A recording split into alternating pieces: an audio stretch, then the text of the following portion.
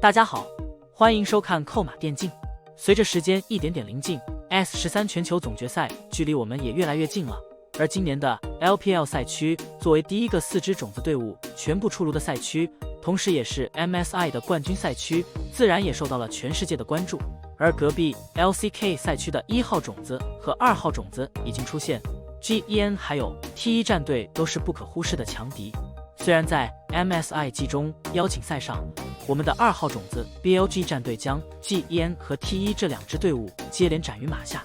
而 JDG 战队面对 GEN 战队的时候也是轻松获胜。但是夏季赛版本的改变，再加上 LCK 赛区在失败之后肯定要卷土重来，对于我们 LPL 赛区的队伍来说也是一个非常巨大的挑战。而我们 LPL 赛区的4支种子队伍虽然也不弱，不过在这个新的比赛版本中，哪一方能够走到最后还是很难说的。那么我们今天就来简单的看一下 LPL 赛区的这4支队伍中，在世界赛上能够走多远呢？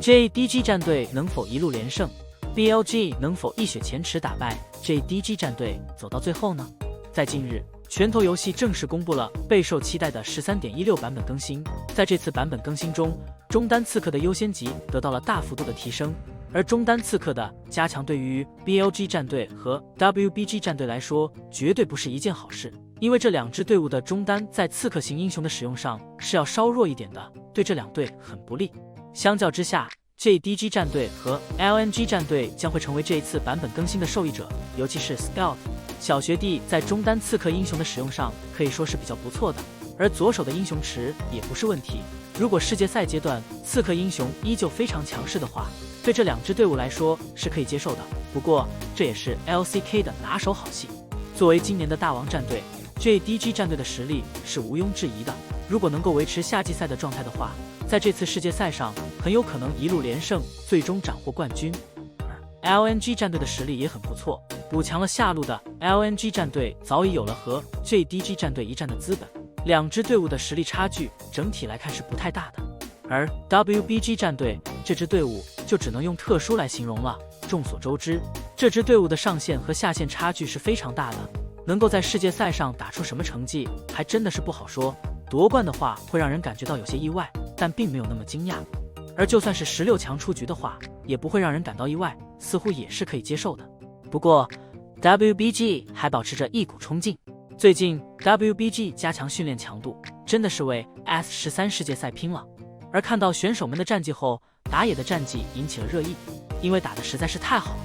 维维最近在韩服的战绩真的太亮眼了，几乎每一把都是 MVP， 而且动不动就是3杀或者4杀，这也就算了，大家看到他的英雄池还在不停的扩张，野核英雄卡兹克、死哥、男枪也纷纷掏了出来，而且表现优秀。最后要说的就是 BLG 战队，与老年战舰 WBG 不同， BLG 是均年龄最小的世界赛队伍。作为4支队伍中唯一的全华班队伍，其实很多观众对于 BLG 战队都是寄予厚望的。虽然知道这支队伍可能没有办法走到最后，但还是希望全华班能够杀入决赛，并且最后捧杯。但是以目前的 BLG 战队的状态来看，想走到最后确实是不太可能的，因为 BLG 战队在今年夏季赛季后赛的表现没有那么出色，看起来竞技状态甚至不如 WBG。但官方还是非常看好 BLG 这支队伍能在世界赛上大放异彩。但是值得一提的是，今年的世界赛上，对于 LCK 赛区的队伍一定要非常重视。虽然我们在 MSI 上连续将其击败，但是这个赛区依旧是我们的大敌，就算是他们的4号种子也不可以大意，毕竟在上一年夺冠的就是 LCK 赛区的4号种子， LPL 赛区的队伍还是要小心为上才行。好了，以上就是本期的全部内容。你们觉得今年 LPL 能夺得冠军吗？大家有什么想说的？